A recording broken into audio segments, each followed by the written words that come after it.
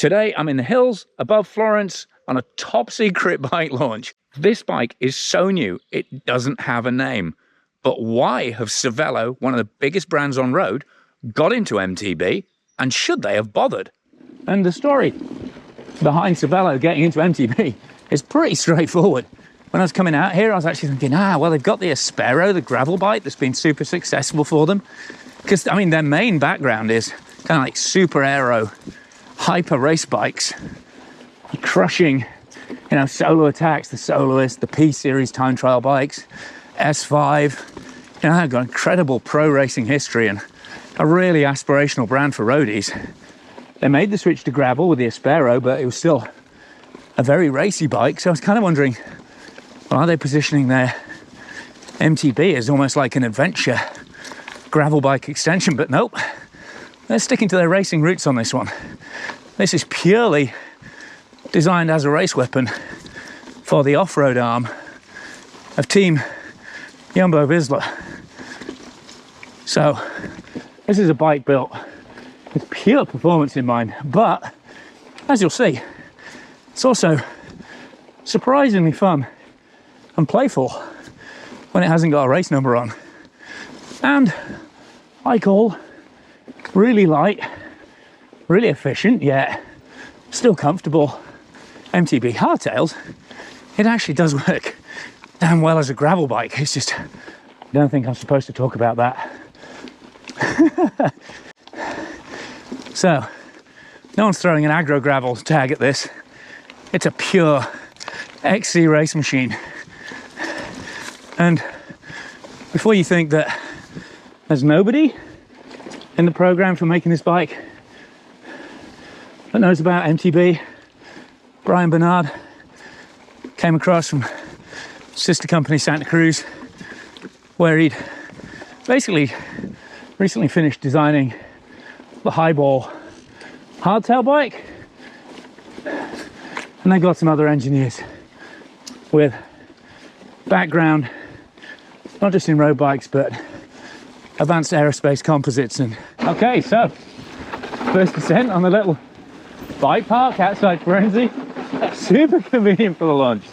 So forgive the nervousness, I'm high posting here, but Scott, you know, Scott's making it look exciting. But 69 head angle, nice and calm. No sign of any disturbance through. I mean, a level brake is never going to throw front end out, but tracking was on point coming up. Yeah. Give her.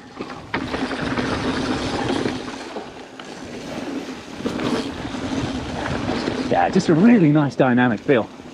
I mean, quite interesting talking to Scott, the designer. I took some geometry cues. Sorry, what was that? Oh no, I'm talking to the GoPro, sorry. Oh, right. It's a really irritating habit. I took some geometry cues off the highball Santa Cruz, but layup, ride vibe is all Cervelo, but currently feels really nice. Kind of forgiving traction over just brutal torque delivery. So you're actually squeezing more power and more grip into the trail just because you've got a little bit of engineered relaxation there. And when you get a chance to push on and rip a little, I mean, it's an Aspen tyre, I'm afraid I don't know, with no berms whatsoever. Doesn't seem to be an Italian thing. It's all seriously off camber. Forgetting you lean on, but yeah, a race hardtail with a high post. This feels really nicely engaged, really fun. Whoop, over the Alpine gate, straight across I presume. And you got that lovely sense, boom, as soon as you get some space to do a pedal stroke or two, yeah, she feisty, she flying. And also, while it's damn light, it's a properly strong bike as well. And frame weight is around 850 for a medium, so it's not the lightest bike available, but they've deliberately done things like put alloy threaded BB shell in there for practical reasons, and 850 is pretty damn light. It's kind of only Spesh and Scott and Uno who go lighter. So talking to Brian, I call in the geometry rationally progressive, so 69-degree head, 74-degree seat, 450mm reach on this medium, 470 a large, 490 on an extra large. So I'm guessing 430 on the small. I mean, I don't know that, but that would make sense, eh?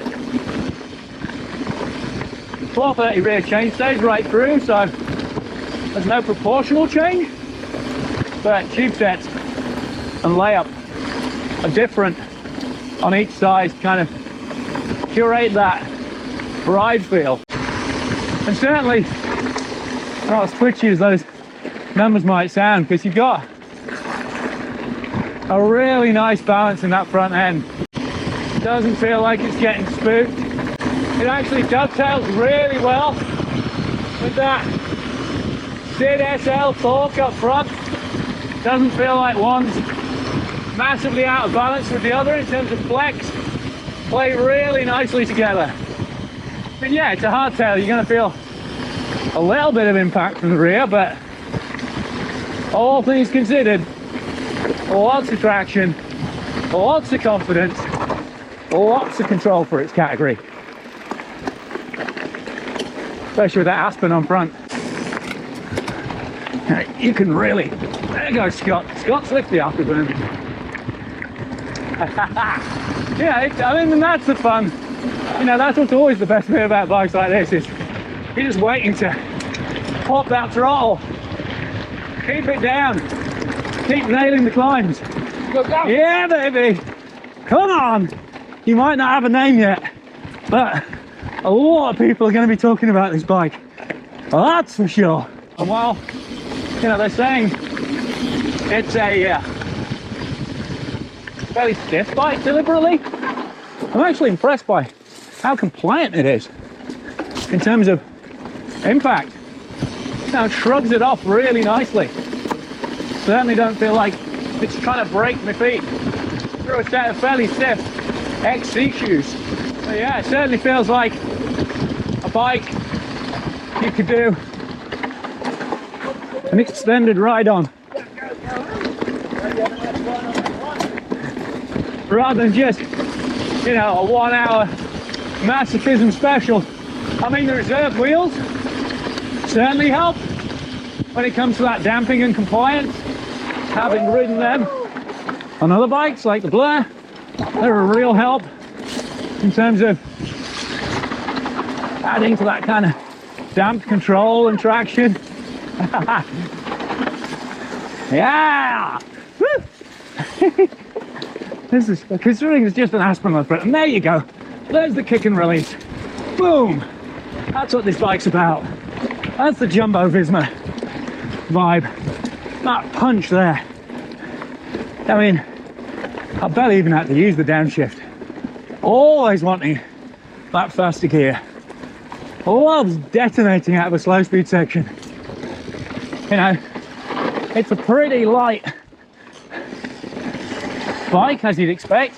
It's just over 9 kilos with a bottle cage for this large, with Santa Cruz Reserve 28XC wheels on, Aspen and Recon tires, XX1 SRAM, ultimate level brakes. You know, it's clearly a lightweight build, and that comes in at just over 9 kilos. So, not crazy light, but certainly very much in the punchy climb or race ripping spectrum. And that's exactly where its priorities lie in terms of ride vibe. Woo! You know, even though it's got no dropper on, but I've slammed the post now just to get it more interested in turning in, but it's still, you know, relatively, I would never say twitchy, because actually it feels really composed and controlled, even when it feels like that tire's getting away from you. It's got a real kind of inherent grip and traction and confidence, because these are some sketchy off-camber trails, and it's my first time in dust for the year, so I'm not showing it at its best, but for the category of bike, it's actually really confident. The rider that's letting it down, but even now, you know, definitely getting more confident on it now, and that frame compliance really lets you carry a lot more speed than you might expect. It actually feels better over the majority of surfaces than a lot of bad suspension bikes I've tried. And there've actually been a few recently, you know.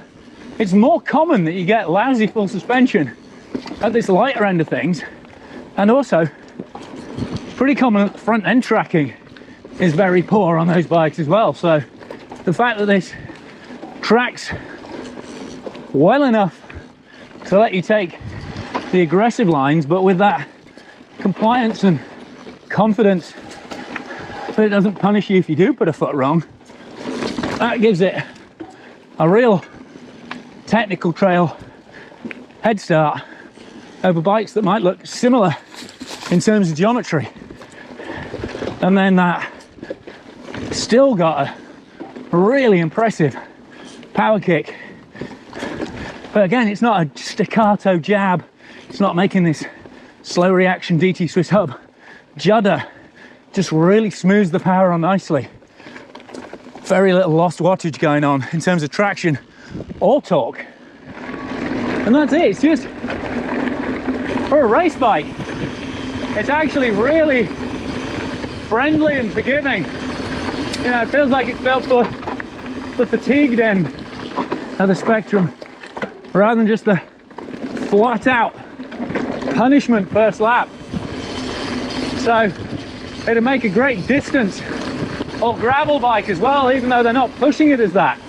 And I gotta tell you, I mean, there's a limited amount you can do with a cross-country hardtail, especially when you're going to be racing it on the highest level. I mean, you know, these guys, Lotto Jumbo, if you don't follow road racing, they do not mess about.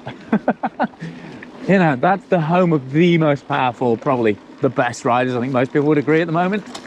So, you know, they're not messing around, but they've done a really good job of creating, you know, what is a first-time mountain bike product. It's really, really well sorted. I mean, obviously the whole XC hardtail space is pretty crowded with options, and because things haven't massively changed for a while, there's actually a lot of kind of bargain generic options, if we're honest. So, you know, it's a bold move for a prestige road brand like Cervelo to come into the space, but they've certainly done a really good job of making a very compelling and enjoyable, but still very much a race focused. Nah, you know what?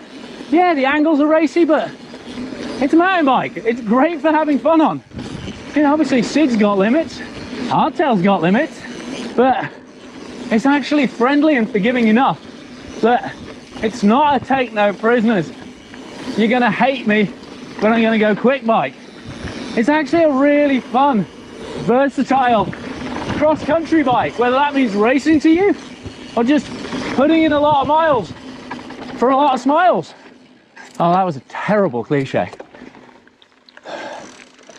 So that's a full day of riding done. I mean, I've obviously only just shot highlights from it, and as much as I've asked a bunch of questions from the design team and Cervelo and the brand managers while I've been riding around, we're just about to get the full product presentation now, but if there's any questions, you're here now, so fire away in the comments. Obviously, I'll have that information available by the time that this video is live, so yeah, if you want to get chatting below, then please do so. But like I say, massive thanks to Cervelo for inviting me out to this launch.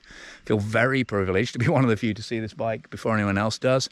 Thanks to Cycling UK for sponsoring me with kit, thanks to PE's, thanks to Crud for channel sponsorship as well, and thanks to my Patreon supporters who pledge a small monthly amount, which really helps me spend time on the channel and grow it. So if you'd like what I'm doing with my videos, then please consider supporting me on Patreon. But if you're not already a subscriber, click for subscriptions, click for notifications so you know when that tech chat comes up. Let me know if you like launch coverage like this, you know, where I can really get in behind the design of the brand and the development of the bike. well before anyone else. I certainly love doing it. It's a real big bonus to the job as far as I'm concerned. So let me know if you like watching me get involved as well. But for now, I've been Guy Kestevan on Guy Kes TV, riding Cervelo's Race Hardtail, a bike so new that it hasn't even got a name, but frickin' fast and a lot of fun. That'll do me for the moment. Right, so really quick frame check. You've got those very neat Cervelo dropouts on there. You've got a thin chainstay protection sheet on top of the chainstay, and then you've got 2 bottle cage bosses within the main frame. Moving up to the headset, you can see all the cable routing is interior to the headset. Then you've got that slight extension on the seat post there, rear-facing clamp, but a really nice wishbone effect across the seat tube, running into these slim, very, very slightly reflexed seat stays. And again, back down to that super neat kind of Cervelo trademark dropout. Again, you can see the internal routing on that top race there. Again, that means they don't have to reinforce the frame anywhere, so that means they can keep the weight down. Then you've got this square frame tubing set up, which actually a lot learnt from the R5 in terms of the main tubes. And then down here in the bottom bracket, that's very much kind of an Aspero vibe, thicker, tougher, stiffer, but you're getting a standard threaded bottom bracket, and then very neat little post mount there onto the rear brake. They didn't use flat mount just because you can't get all brake types for MTB. And then 2 colorways in production bikes and available with GX and XX1 axis from SRAM, and then Team Jumbo will be racing this version with Shimano XTR and Fox suspension. But there's only going to be 300 bikes made at first, so if you want one, you're going to have to be damn quick.